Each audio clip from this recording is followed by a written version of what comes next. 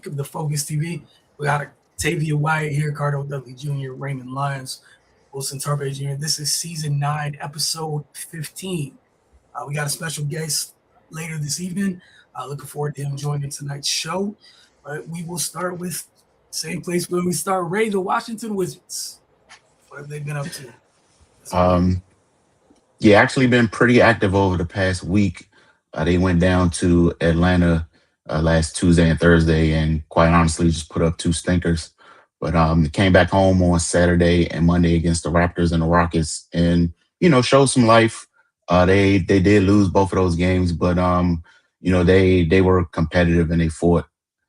They're basically playing with no bigs right now, which is a problem playing against teams like Toronto and Houston, who have a plethora of bigs and some decent size.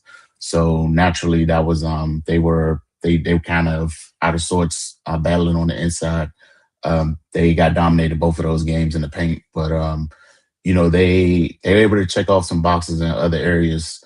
Against the Raptors, they shot 53% from the field and 47% from three, which allowed them to hang around. They also moved the ball pretty well. They had 23 assists on 47 made field goals, and they took care of the ball pretty decently with only 13 turnovers. But yeah, those deficiencies they were just too much to overcome. Every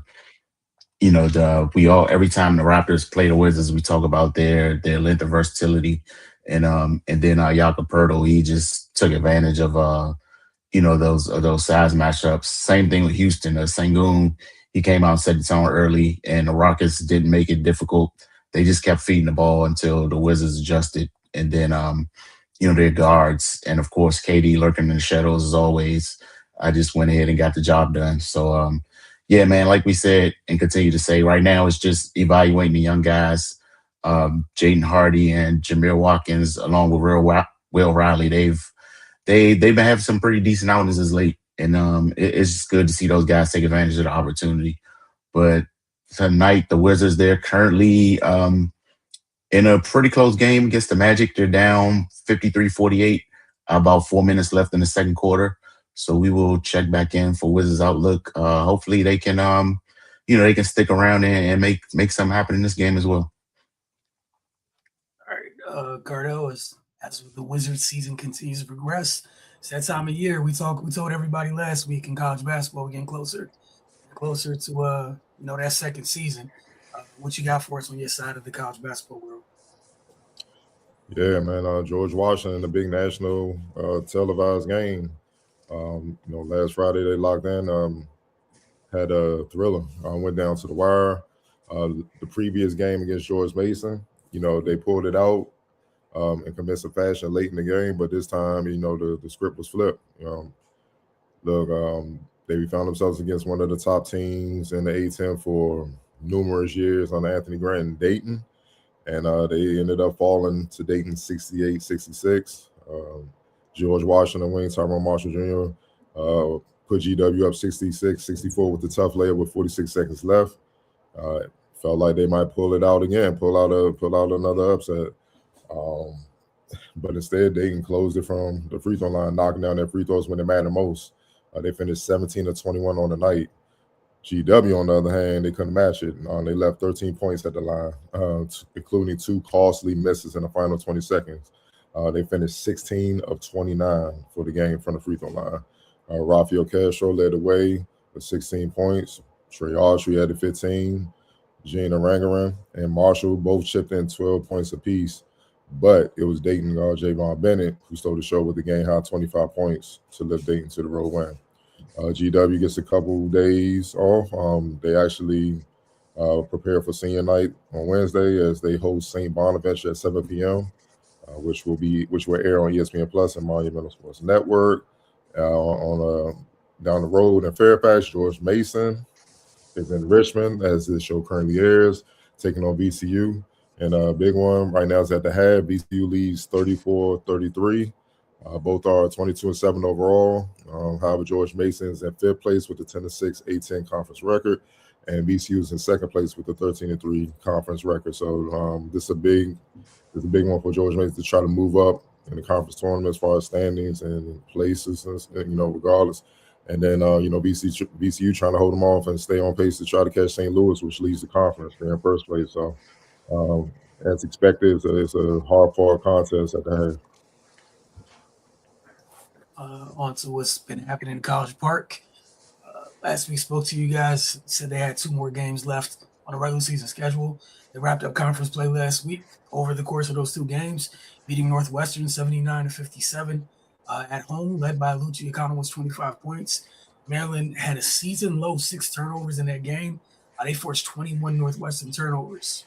In the final game of the regular season, Maryland went up to Ann Arbor to take on the Michigan Wolverines, and they lost 87-69. That loss snapped a 6-game win streak that Maryland was on. It was just one of those really rough outings. Maryland's preparing for the Big Ten tournament that starts this week, like literally next 48 hours. It's tourney time. Maryland finished the regular season at a record of 23-7. They're the 6th seed and earned a bye in this week's All-State Big Ten tournament that takes place at Gainesbridge Fieldhouse in Indianapolis, Indiana. Maryland will play either the 11th seeded Oregon Ducks or the 14th seeded Purdue Boilermakers on March 5th. So we'll keep you posted on what that means next week. Honestly, by the time we see you next week, might be selection Monday should have happened. So we'll be able to tell you where Maryland will be playing in the big dance. But as I said, it's that time of year. We'll find out however you wanna where everybody ends up at. Honestly, just a reminder for the women's tournament: the top 16 teams in the entire dance get to host the first 2 rounds. So that's a big luxury for those teams. So even as long as you earn a 4 seed, in whatever region, if you earn a 4 seed, you get to host the first 2 rounds, which is huge.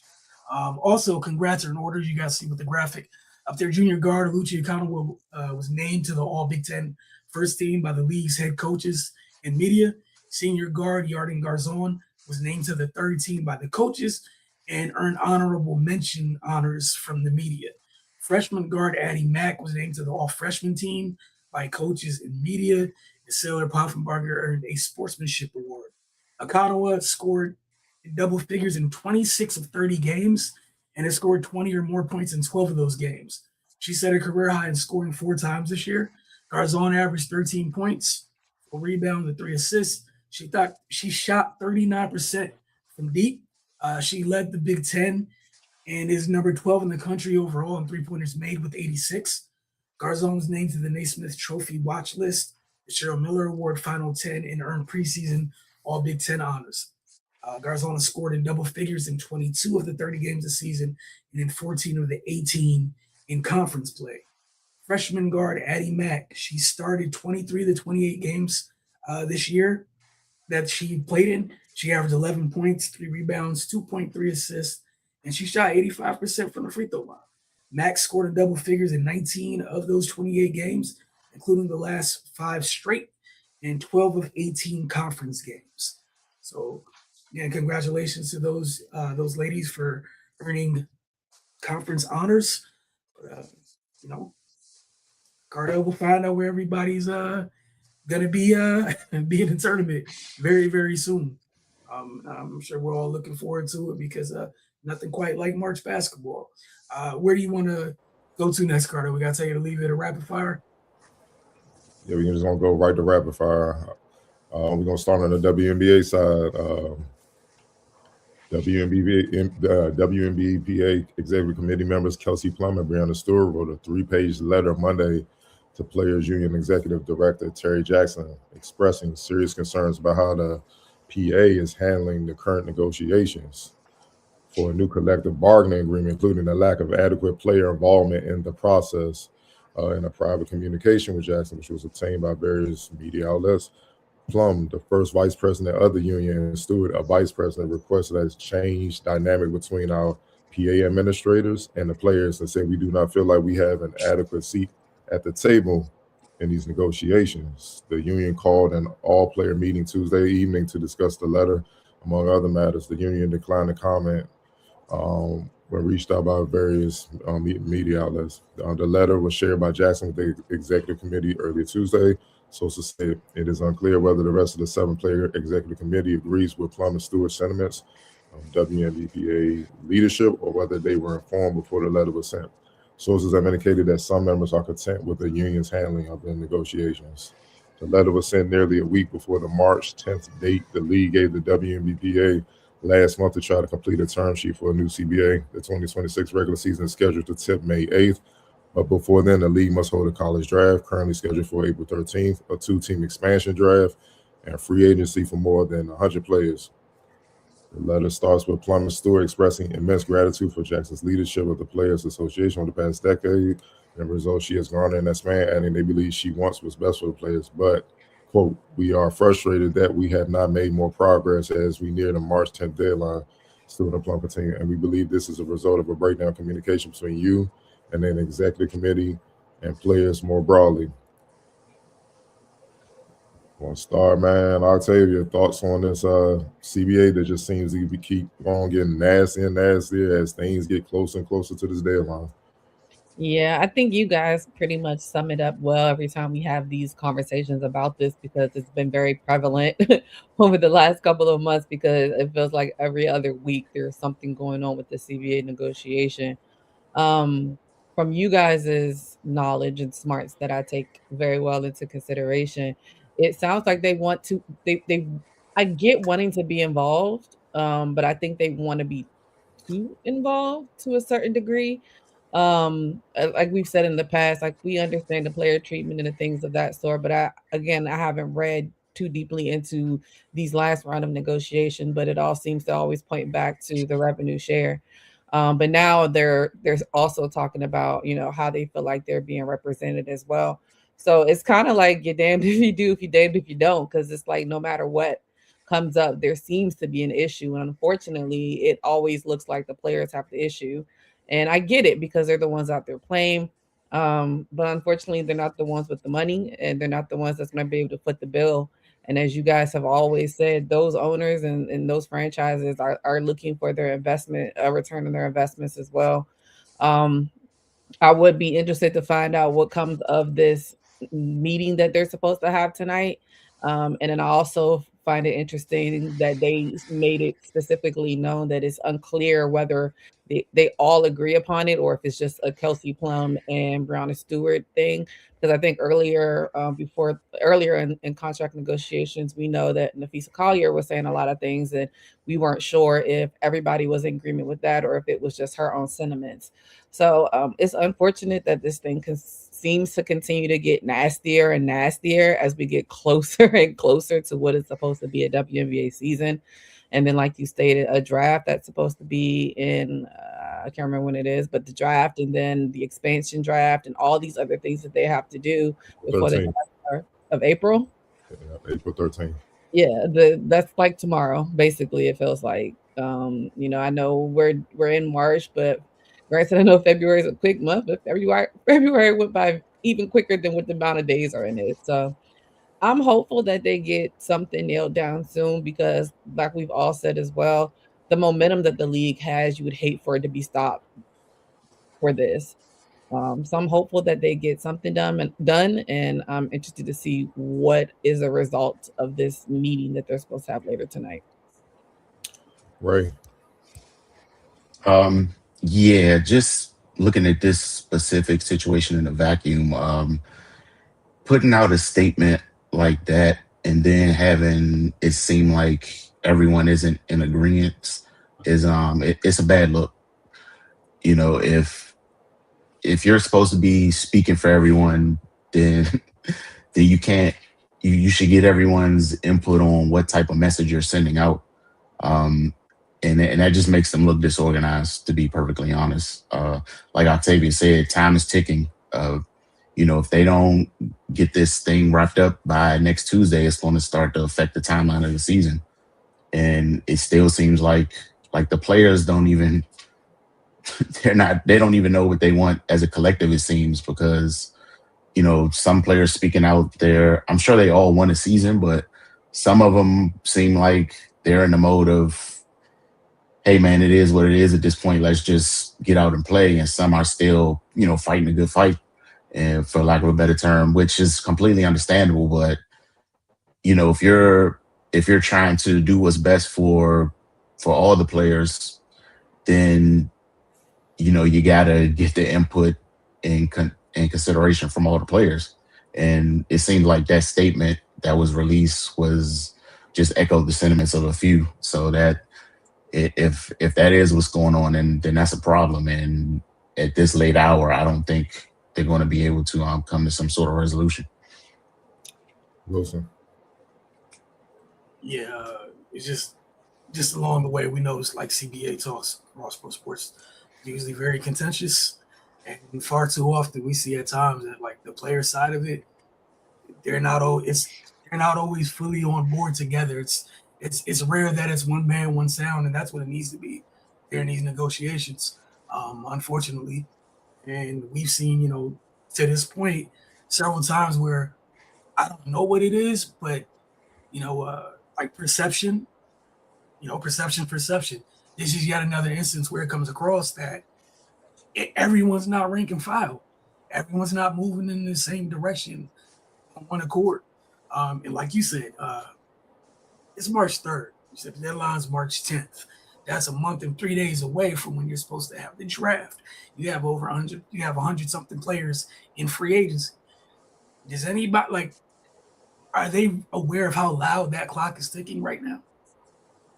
Because what may end up happening is just to get through this year, you might end up further back than you were because you weren't all together going into these negotiations. That's why, it's always so tough for players associations when they get into lockout, you head towards lockouts or CBA negotiations for the players side of it to come out on top because they're hardly ever always just like together fully. And whatever's going on, is whatever's going on. But as Ray said, the perception is there's several factions, and that's just not a good thing when you're 7 days away from the deadline. Yeah, for me, I agree with everything y'all said. It just reeks of you got a few speaking for the whole without consulting the whole. And this is why sometimes when you have leadership at the top, you need a voice in a leadership position that represents kind of the minority, the rotation players, the fringe players. So leadership can have a better idea of what the overall league needs. So y'all are on one accord. All we've heard since towards the end of last season were top players speaking very aggressively, about things that they want. Okay. But not understanding, as we've seen on the fella side of things, what y'all are trying to negotiate may benefit y'all, but it's going to hurt a lot more players as a whole within that pie that fit into the middle tier and lower tier. You know what I mean? I'm speaking about the rotation and fringe players. It's a lot more of them than star players. The star players going to be okay. You see what I'm saying? So naturally, as these owners, who people may not understand are the owners to the NBA team, they also own the WNBA teams who's been through already a few, or depending on how long they've been owning the team, they've been through a few, CBA situations on the fella side. They do what they always do. They just sit back and wait. And as time goes on, the pressure comes in the season, the pressure of meeting that deadline comes, this is what you always start to see. You start to see people go different ways because they all are in different positions in their career and what they're trying to achieve and what they're trying to get. Yeah, I mean, the players at the top, like, man, we think we're trying to get things done that can benefit the whole as we move along. But the fringe of rotational players, like, I don't have that type of money and time. I may not even be able to no more. I need assurances right now. What is going on? And we all know we're not stupid. They're not even being consulted like that. We know they're not. So they don't even know what's going on. So I think it's a lot more of those, the rotation, the French players speaking up towards the top, like what's going on. So now you got the letter going into, Terry and trying to see what's going on. And I guarantee you the owners are sitting back quietly reading this like, yep, right on cue, right on time. And this is why it was silly for them to come out so aggressively in the public, because now the owner's not going to do y'all any favors. It's a way to negotiate, man. And especially when you have momentum and stuff like that. But let's be real. And these type of negotiations in business can be very with business negotiations can be very what's the word I'm looking for? Very tough. Let's just go that route. It could be very tough when the employees are trying to get more, because the employers feel like we don't have to. We've given you enough. Why should we? That's basically their position. Why should we give you more? And the ladies are trying to fight for more, but at the same time, the owners are saying, "Well, you still in the red from previous years. So what about that? Okay, cool. We'll meet you on some things, but you can't get everything." And that's what goes on. Now, let's be real. Logically, in the ideal world, I would love to see the ladies get everything that they're asking for, but that's not going to happen. And the things that the league did bend on, like cool, increased salaries, better travel, and all that, that wasn't good enough for the ladies. So they like, cool, we just back off and we'll see how long it takes for y'all to come on our side. And you're starting to see that. You're really starting to see that. And then, like Octavia said, if they don't have a season, what does it do to the momentum? Because the reality is for these owners, this is just a side thing for them. This is not how they generate their revenue, how they make their living. They will be just fine without the WNBA. And I'm just being real. They will be. They're trillionaires. They're multimillionaire, trillionaire owners. The ladies won't be fine.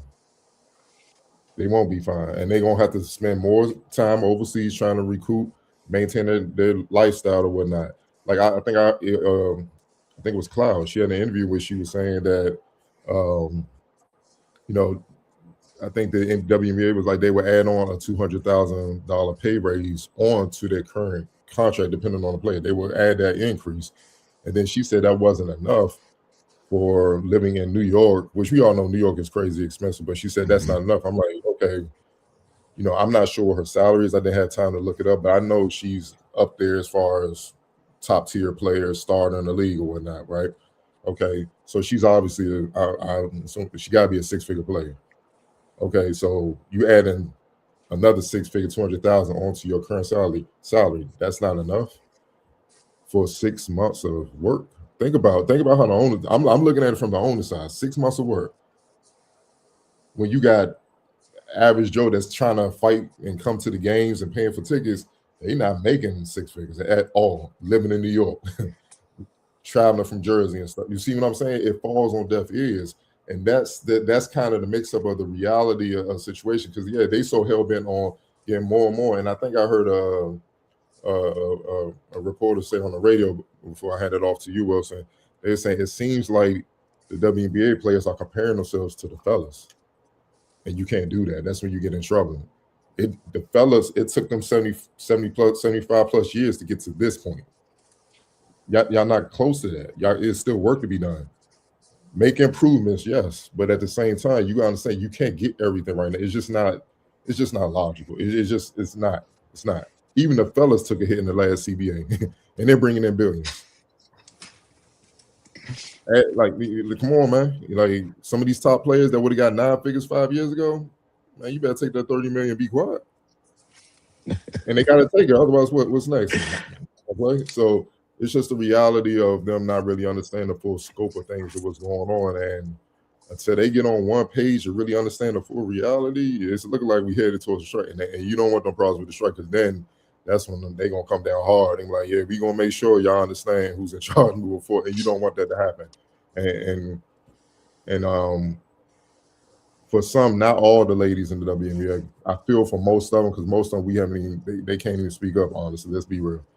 But I feel for them because they're taking a blow for the top level people speaking on behalf of themselves more so than the whole.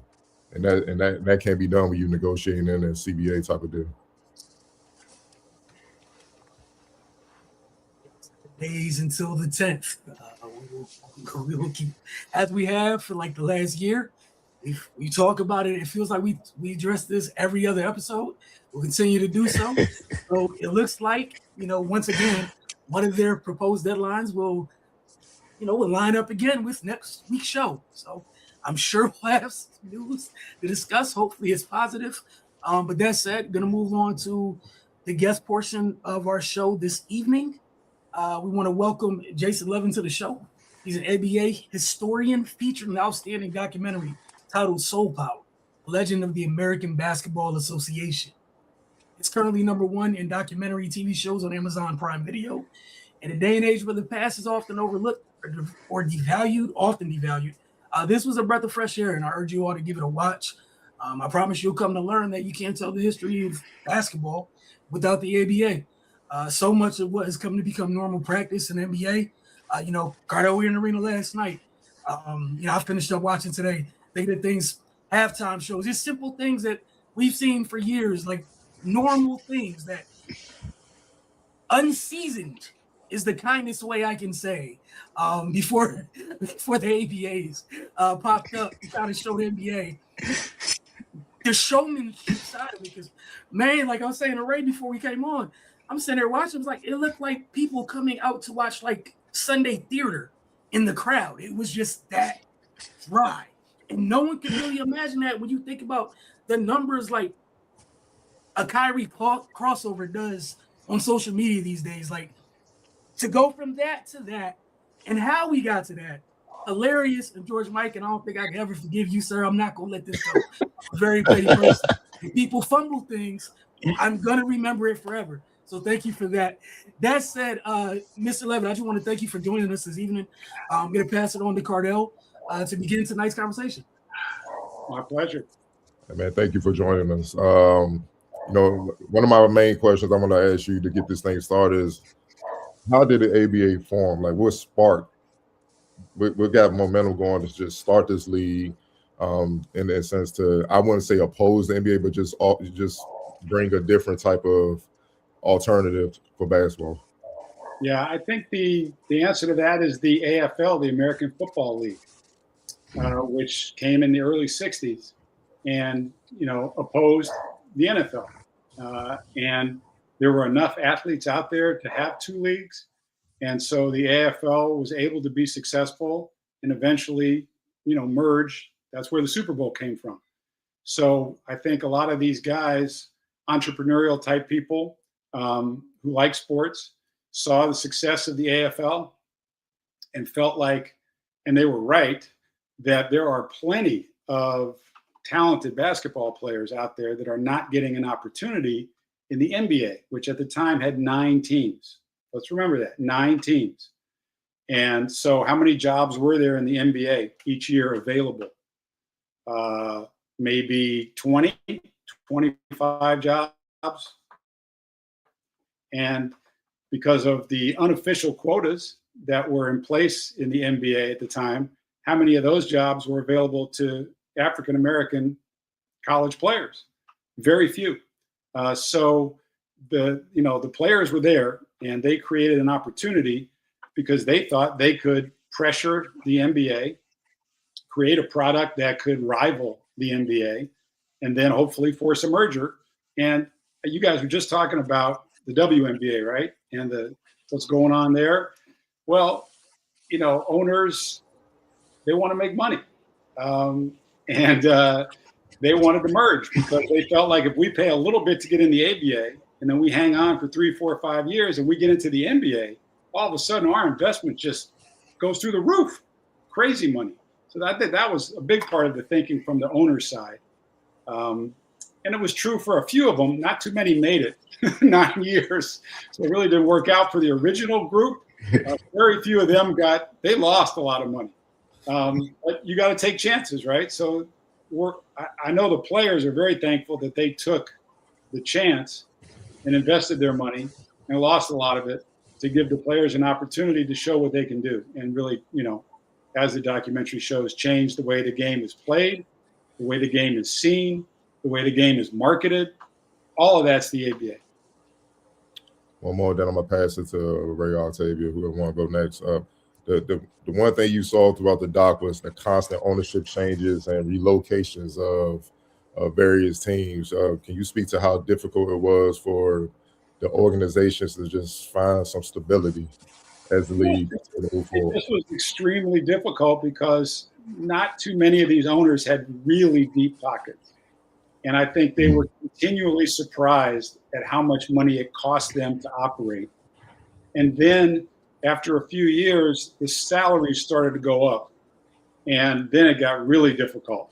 And, that's where the stealing players comes in. And now the NBA has to pay their guys. So the ABA is paying more. And now you're paying a lot in salaries. And I think that got to a lot of owners. It sounded good to make a big splash and get, Dr. J or Artis Gilmore and pay him, a couple $100,000 a year. But you actually got to pay that. And you got to pay the rest of the players. And you got to put on the halftime entertainment. And you got to pay for the arena. And then they didn't get a TV contract. And that's the killer. Would it have saved some of them? Yeah, it probably would have. It didn't happen. Some games were on TV. That's what got me. I saw one game as a 12-year-old, and I'm like, wait a minute. What is this? Who's this Julius Erving dude is doing stuff? I grew up in New York. Okay, I watched the Knicks. Walt Frazier, Willis Reed, they won the championship. I was hooked. They're a great team, but they played on the ground, most of the time. So I'm watching Julius Erving. I'm like, this guy's doing stuff. I didn't know you could do that. And I was just mesmerized. So there were some games, and they were big games, usually playoff games on TV. Funny story, Marcus Johnson. You guys remember Marcus Johnson? He currently works for the Bucks. Yeah, he should be in the Hall of Fame for sure. Phenomenal. Absolutely. Yeah, that's the biggest joke of all time. But he saw, I think, the same game I did. It was a Saturday or Sunday morning, 10 o'clock in California, and we watched this. And he said, I went to the playground immediately when the game was over and started trying to do all the things I saw Dr. J do. I did too, but I was like in 7th grade. Marcus was in 10th grade, and he was 6'4", and he was Marcus Johnson. So he was doing the stuff Dr. J was doing. And 5 years later, he was playing against him. So it inspired a lot of people. I'll take the raise on y'all. I'll jump in. Wilson touched on this a little bit in the introduction. And whenever I talk to somebody that's familiar with the ABA, it's just something I definitely want to discuss. With everything that people seem to marvel about today's game, the fast pace, the shooting threes, the flashiness, that's ABA DNA right there. So what do you think is the disconnect that people seem to have with not recognizing that this stuff has been here for 50 or 60 years? Well, the disconnect with the ABA is that the NBA once they did the merger, they just put the ABA in the closet and said, forget it. They didn't celebrate it. They didn't talk about it. They, in fact, went the other way and just kind of tried to push it as deep as they could into the history books, like, well, whatever. Nobody really wrote about it much until Loose Balls. So it was, it was just kind of left in the history books, and the NBA took over. And then they got, they had Dr. J, but then they got Magic and Bird 3 years later. And then 3 or 4 years after that got Michael. And so the NBA started to take off. They really didn't want to give credit to the ABA for anything. And I think they were, that was the upstart league that pushed them. It cost a lot of those owners a lot of money to pay the players. They wanted to merge earlier, and the players said no. And I was listening to your earlier discussion at WNBA. These are difficult things, and once the NBA players started getting paid, they said, no, you're not having a merger. We're not going back to that old system where you pay me what you want. You pay me what I'm worth. And now we can put a number on me, and it's a big number. I deserve it. And so I just think the disconnect is that they just not only didn't celebrate it, they have just tried to push it, into the back corner. And I'm glad that the documentary is out there reminding people or waking people up, maybe for the first time, a lot of younger people, that this is where all this happened. This is where it started. And this is the game you're watching now. They were playing it back then. One of the things guys mentioned earlier was Warren Jabali as part of the documentary. This is a guy that was 6'2.5", 6'3", with like a 42-inch vertical, dunking from the free throw line in 1968. Okay, so it was happening, but in the NBA, they weren't letting those guys do that kind of stuff very often. There were a couple, but very few. In the ABA, they let you strut your stuff. And there were guys that were certainly capable. Warren was one of them. And they were able to do that. And fans, of course, love that. That's why everybody loves the NBA now. It's exciting. And the ABA was exciting. What is the trajectory of the league if they don't botch that Kareem meeting? Wow. I don't know. They probably would have been the league, because he was by far, if they got him and they ended up getting Dr. J, 2 years later, they're the league. I don't know what happens at that point, because they have the two best players by far. Mm-hmm. And people forget is everybody knew Kareem. He was Lou Alcindor. He was the most celebrated college basketball player of all time. And he grew up in New York, which is where all the media is. So in high school, he was celebrated beyond. He was that good, that young. Everybody knew it. So he was that big a deal. So it's a great question. It's the all-time what if.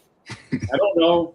Would there have been a merger? Yeah, I think the NBA would have pushed really, really hard. But again, the players would have done the same thing and said, no, we're not merging yet. We're not going to merge right away. We're getting paid then.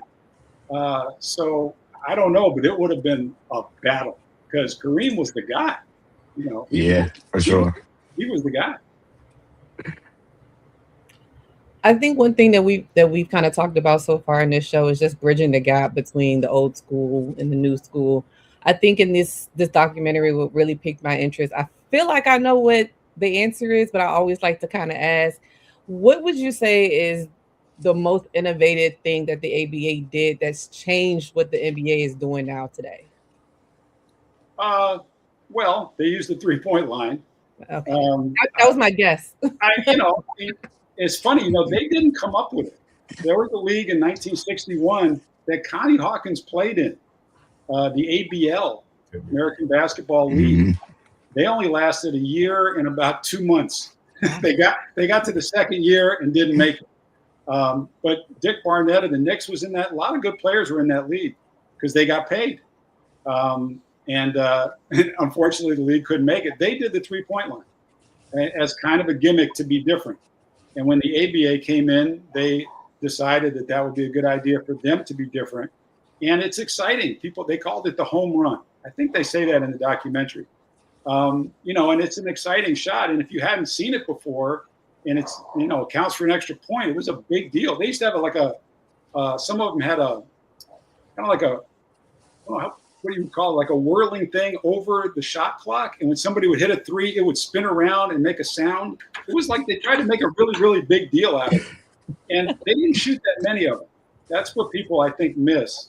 Very few threes were shot because it was considered a bad shot. And there were only a couple guys in each team that could really shoot it. And if you shot one and you weren't supposed to, you got benched. So it wasn't like they were chucking up threes. A lot of games had 3, 4, 5 threes taken total.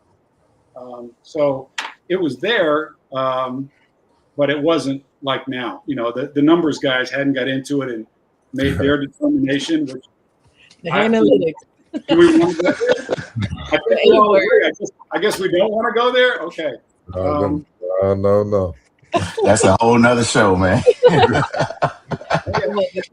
2 to 3 to 60. But anyway, so yeah, I think that was, and then the slam dunk contest did happen in the ABA. It kind of happened because they needed to do something. It wasn't a genius idea. It was because they needed to do something at halftime of the last All-Star game, and so they came up with it because they knew the fans loved it.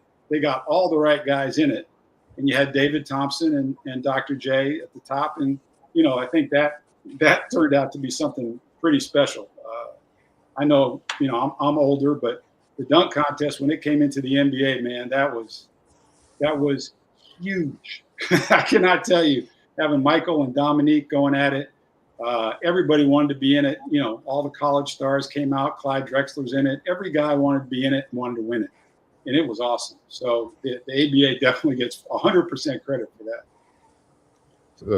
Going back to the Kareem deal, had he signed with the ABA, do you believe the TV networks come and put TV money into the ABA right away? 100%. I think within like a week. Wow. Seriously, he was that big a deal. He was the guy. He was it. You know, Wilt was fading. Russell you got to remember, Bill Russell had just retired. Right. Mm-hmm. Just retired the year before. And Wilt was clearly getting older. So he had 3-4 years left. That was it. So this was the guy. And yeah, I mean, they would have called them up. You know, the TV networks would have been begging them to make a deal because you had to have him. So there's that. Going back to Warren Jabali, we saw in the doc that he had a hard stance with white teammates and, you know, white people in general. Even though he was an all-world talent that, you know, if you watch him play, people that watch the doc, he could easily play today and do damage. What was this? Obviously, he's a, you know, all those players were born in the Jim Crow era, grew up in the civil rights era, so I get it. But was it one traumatic experience that really just made him be like that, or was it just growing up and just seeing the injustice that was going on with? Yeah, and interestingly, his upbringing was similar to a lot of people. I think people have a misconception sometimes. He was kind of, you know, he grew up in a segregated community in Kansas City. So he didn't really interact with white people much at all his entire childhood, which is common for a lot of people from that, you know, from that era. And so he was first kind of exposed to the realities of life at that era when he went to college at Wichita State. And as a freshman, he met up with some other college students who were reading and, you know, looking into self-determination and that kind of stuff. And that really caught him. And he started to talk to those guys. He was an extremely bright guy. So he started reading everything he could get his hands on and started to realize and then started to encounter racism at Wichita State from his coach. That's not easy. Other coaches in the leagues, right? Fans, almost every visiting arena, you heard things that you really shouldn't ever hear. Those kind of things. And so he had a group at college that he was with that was a very, I wouldn't say militant really, but they were just, you know, we need to help the African-American community. That's our job. That's what we want to do. And that's kind of what he carried into the ABA was that's what his life was about. Basketball was his job. That's how he got paid.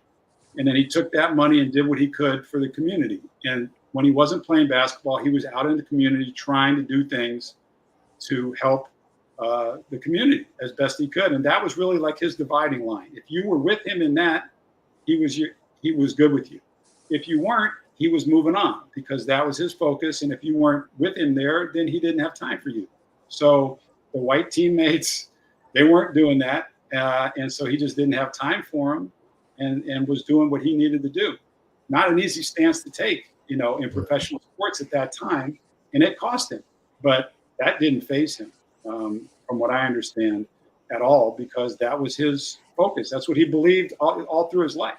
So, and he worked at it as soon as he got out of the league as well. So he was real about what he believed and what he felt needed to be done and did the best he could to make it happen. I'm glad that they spotlighted him in the documentary because he was mischaracterized in Loose Balls really badly. He was extremely tough. He was not a thug by any stretch of the imagination. And anybody that played with him had complete respect for him. The guy knew the game inside and out. He was the best player on the floor. He passed the ball. Yeah, he was that guy. So there's a book that a friend of his wrote that I'll put up here, Jabali by David Thomas, that people can get. It's a really interesting book. It goes back into his community and has interviews with all the people he grew up with, went to college with, knew, and it just gives you a real insight into who he actually was, as opposed to everybody thought he was after reading Loose Balls. So phenomenal player, and I think a phenomenal human being who deserves all the credit.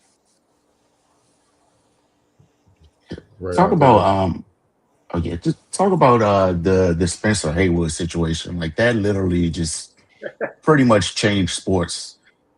Just kind of talk about how Yeah. during that time the impact that made, and how he's really not acknowledged as somebody who paved the way for kind of what we're seeing now with player empowerment and things like that.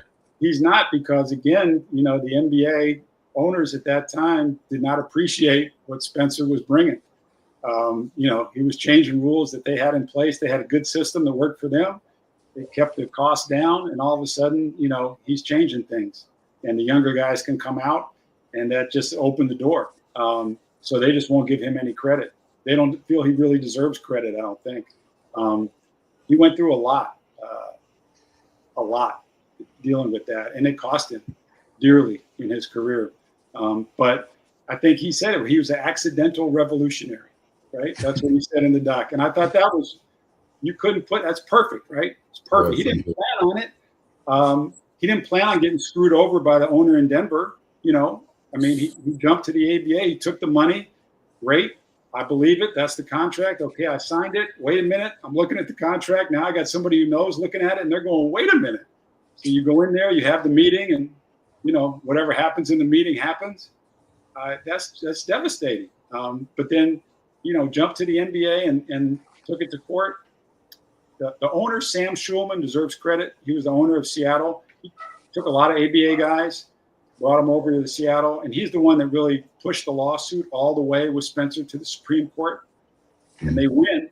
And that really changed everything and opened the door, for underclassmen, which, hey, you should have the right to make a living, right? If you can't make it in the league, you can't make it. If you come out too early, and you still see guys doing it, right? There's guys every year that put themselves in the draft, don't get picked, make it, don't make it. That's how it goes. But if you can play, you should, have the right to make a living. You shouldn't have to be hardship, which is the phrase they use to get away with it. He definitely was. But you should be able to make a living if you're good enough at what you do, and people want to pay you to do it. So, yeah, that part of the documentary got everybody. I mean, that got everybody, and it should. That's American history right there. For sure. Right? I mean, that's it. And he's a great spokesperson for his own situation. So I think he said it all, and I'm really glad that he was spotlighted there, and he's still pushing for recognition, even today. He wants it called the Haywood Rule, and it should be. And they won't do it. Think about that. Why not? I mean, that's easy. Won't do it. So they still, two parts to this to continue off this. The motivation in him going to the pros, seeing his mom, he said on work picking cotton on her knees because she had a bad back. That really got to me. So and then I never saw footage of him in the ABA, only in the NBA. It was similar to like Dr. J in Virginia, where it was like, whoa, like it was a totally different dude. It was like he was forced to play in a box and a row.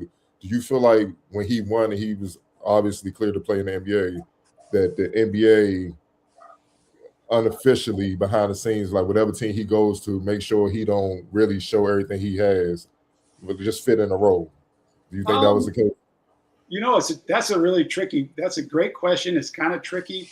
Do you know who his main coach was for 2 or 3 of his big years? Bill Russell. And Bill Russell was a strange coach. He was. So I don't know. But Russell was a strange coach. I don't know that he would have put him in a box, but Russell was all about defense. He was the greatest defensive player of all time. Spencer was a good defender. That's not where he wanted to spend his energy. He liked to score. He could score on anybody, anytime. That might have been a bit of an issue, I think. And, Russell had complete control of that team. He was the general manager and coach. So it was his call all the way. His first coach was Lenny Wilkins. That's a different story. He went through some tough times, with Lenny because they wouldn't let him play, like in the documentaries, illegal player, all that. That whole year was lost. So I don't know. He got into some trouble after a few years off the court, and that really cost him. I think when he went to New York, he got caught up in some stuff, and that derailed his career. So everything he went through really put him in a bad place after about 5 years or so. Anything else? I would just a couple more questions. Ellie Brown Moore. We were just talking about the WNBA, and I feel like never heard of her until the doc. And she should be celebrated a lot more for what she did, being the first majority owner of professional sports, and then having how all the other male owners then went had nothing to do with her, try to make her life a living hell. And then she did better than all of them. They ended up winning the championship. And really, so that shows you a woman, and there's plenty of great women across basketball working in the front office doing their thing. That's not what it, but just talk about the impact she made and why that was swept under the rug as well. Well, it was thrown under the rug for the same reason. That misogyny is still there. I mean, they don't want to give her credit. The credit goes to the players. They want it, and the coach. So I think that's pretty clear to me why. And plus, they only lasted another year and then they were gone. So her legacy got shut down. That's probably what really did it, is that the Colonels were done a year later, right? So, and they didn't make it into the NBA. So again, they're part of that ABA history we don't talk about, we don't bring it up. So she just kind of got pushed to the side rather than celebrated and lifted up as she deserved to be for what she did. So had they made it into the NBA, I think she would be much more well-known, much more. So she can blame her husband for that. But I mean, I think she just stepped up, right? I mean, she just stepped up, took the challenge that was kind of just, I don't know, laid in front of her, like, here, you do it. And she did it. I mean, she got a bunch of other women with her and they just went and made it happen. And that's, she should be honored for that. And, the fact that they won it all her year, that's incredible. That was a team that could never win it all, by the way. They were the guys that never won it. They were always right there and always lost. They lost 2 finals. They got upset a couple other times. They were supposed to win it and never did. And then she takes the reins and they win it. I mean, is that not the ultimate revenge, right? That's the goal, right? You start a season, every team wants to win it. That's the goal. Only one gets there. She got there. So, and she got the crowd. She got the community with them. Pretty amazing. It shows what you can do if you're bright and capable. It doesn't matter who you are. You can get the job done. And she just pushed out there and said, screw it. I'm going to push through it and do what I need to do. And she did it. And she deserves all the credit she gets. The ABA pension plan. That one really rubbed me the wrong way. Even being a former, I'm like, come on, man. Like, we could do a whole episode on that. Yeah. That's not 2 minutes, but okay. But obviously, they should have did it right away when they said they was going to do it with the merger. But they just started doing it like a handful of years ago. Do you feel like the surviving ABA players get enough? And no. If not, what do you think they should be compensated? Well, it's easy to spend other people's money, right? But I think the most a guy gets is $32,000. If you played all 9 years, I think you get $32,000 a year. That's it, and that's the most. A lot of guys are getting like $9,000, $10,000 a year, and that's not a lot of money. Today, if that was in 1980, okay. Now, I think the guys are. I mean, I know that they're disappointed in the numbers. They're thrilled that they get it, and it really is helping a lot of guys. But it was a long, hard road, and it was pretty ugly for a while. And I think they felt disrespected throughout the process. They were, and they pushed really, really hard. That's one of the things that got me going on the ABA was when I started talking to guys and that came up. I'm like, what? I was just stunned beyond belief, especially knowing how much money the NBA has. That's the killer. Come on, man. This isn't the WNBA, right? Where they can claim, okay, this is the NBA. We're talking hundreds of billions of dollars. Facts. So, and there's only like 100 guys left. Yeah, exactly. Okay. So and they're trying to run the clock out here. They were really trying to run the clock out. And it was that article, there were a couple of articles that woman wrote in Indianapolis that really turned the tide and got people kind of pushed some of the NBA folks to say, okay, you know what? Let's do something. They didn't do what they should have done by any means, but they did something. And I know the guys were thrilled when they got the first check. That was like, they just never thought it would happen. You fight something for 30 years. You really don't think when you're 76 years old, you're gonna win or you're gonna get it. So they even thought, like, when they got the check, they're like, really? Like, we go cash this? Because it was that hard. But the dropping dimes people were unbelievable, and they deserve a lot of credit, as do some of the folks at the NBA who finally stepped up and pushed it over the line and said, we really need to do this. So I'm glad they did. And I know it helps a lot of guys. I've talked to them, and they're like, yeah, I get that check, and it makes a real difference. So that's good. It should be like, I think probably triple that. But, it's over. It's not happening. And here's a kicker. If you play more than 3 years in the NBA, you qualify for the NBA pension program, so they don't count you. Oh, wow. And there's a lot of guys. There's 24 guys that fit in that category that are alive. And some of them just played 3 years. A lot of them just played 3 or 4. And they're like, nope, since you get an NBA pension, you're not included in this. And they didn't know that till the end. So there's some guys that are, that's the response. And I'll give you one more. Probably shouldn't do this. But once a guy passes away, and a couple guys have, no money to the family. It's over. So the wife, no. Come on, Adam. Grandkids and come on, Adam. Come on, Adam. Come on, Adam. Hey. That's an easy one to change, by the way. Easy. That is not. That's literally have one meeting. That's one meeting, and all Adam Silver has to say is, let's just change that. That's all we have to do. That's it. But that's another decision that they made in this process that was like, wow, okay.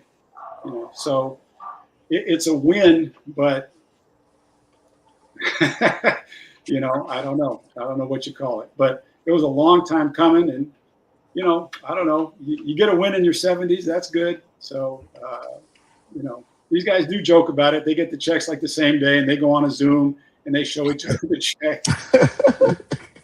So it's like, that's good. They joke about it, but hey, it happens. So that's good. I'll take that. My last question for you is, money is one thing, but do you ever see the NBA kind of absorbing and recognizing the ABA stats in their record books? I mean, it just seems so ridiculous. I don't really know what to say. It just seems so obvious. They include the Negro leagues now. Yeah, baseball. Yeah. They didn't merge. I mean, what are we talking about here? This is like, Yeah, should they include them? Yes, of course they should. I don't know why. I don't know what the ABA is the one that came up with steals, blocks, and turnovers. Mm-hmm. They use those, don't they? Okay. I mean, come on. What are we talking about here? They had the same people doing the games. It wasn't like they were making stuff up. This is all very real. So I don't know. I have no idea what the rationale would be for that. And I think the documentary, we'll see. This should push them, right? But there was an article, a guy got, he's in the doc. He's another one of the talking heads like me. He wrote a great article in The Athletic about this, saying, okay, come on now. I don't know. The article was great. People read it. Did the NBA do anything? Not yet. So I really don't know what, it would move a lot of ABA guys up, and that would, knock Dr. guys K, down. 30,000. He up there on the scoring list. Yeah. But not too many. It's not like that's going to change a lot. Sure. There's not that many guys that are going to jump up that high. It's like 5 guys or something. So that can't be it. I really don't. I'm stunned by that to the point where I'm like, I have no answer for you at all. Just makes no sense. It really doesn't make any sense at all. But I just want to say thank you again for joining us this evening. We appreciated your time. Lastly, if there's anything else you wish to share with folks, I know I try to put up on the screen just some information out of your Twitter bio, but you feel free to take the time to do so before we close things out. Well, I appreciate you guys having me on. I appreciate the questions and the interest. I think it's great that the documentary is out there. I'm thrilled at how well it's doing. You never know when these things come out, right? You just don't have any idea. And it's doing extremely well. So a lot of people are watching. I think that's awesome. And I think the players, that's my focus kind of. These guys deserve the respect. They were pioneers. They could flat out play. They proved it over and over again. And so now that people are seeing that, I'm thrilled. And for me to be a small part of it, I couldn't be happier. So I'm glad it's out there. I hope people watch. I'm writing a book. I hope it comes out sometime next year. So there'll be a lot more in there. I'm excited. It's fun talking to the ex-ABA guys. They're awesome. Nobody talks to them. You know, nobody calls them up and says, "Hey, tell me about your career." So they're happy to talk, which is awesome. And I want to tell their stories and dig deeper. So I'm excited about that. We look forward to your book coming out. I hope the entire process goes well. Can't wait to hear some of those stories. Like I said, this documentary was amazing. I know I hit Cardo earlier today. I sat there. I was like, I'll just watch one and maybe I'll get through it over 2 days. I knocked it all out this afternoon. I was happy with the way I spent my time this afternoon. I implore everybody to tune in, whether you see it live, you see it later this week. It's right on Prime, man. There's a bunch of stuff on Prime. Do the same thing we all did. Type it in the search box. Soul Power takes 2 seconds to type. Watch it. A lot of y'all are so stuck on everything you're seeing right now is the greatest thing ever. Man, just go watch this. Like, look, just go watch it, all right? Like, literally, some of what y'all be talking about, lies. Lies. Maybe that's why, they try to keep it as like a dirty little secret, but like everything, like all the flavor of the NBA is right there. Every bit of it. The entire flavor. It was just unseasoned nonsense before. Like I said, it made my week watching it, and that's not going to leave my mind. And again, George Mike and I apologize. I'm going to carry this with me forever. It was a layup, brother. That's all you had to do. Kick the man in New York, and we're talking about you crazy this time. Like this, if you got that done, it might have overshadowed what you did on the court, low key. Like not even being funny. You'd be down to like Pro Sports Hall of Fame as an executive for landing one of the biggest fishes ever. And also, who knows how that changes our current reality with the league? Because I know for damn sure we're not talking about, if the ABA stats can be counted or whatever, because you're not taking Kareem out of that stuff. We're not even going to play that type of It's just some things you just can't do with some people. That's just how stuff goes. But again, we appreciate you all for tuning in, and we had a blast. Don't forget to go follow Mr. Levin. And y'all have a great evening. We'll see you guys soon. Thank you very much.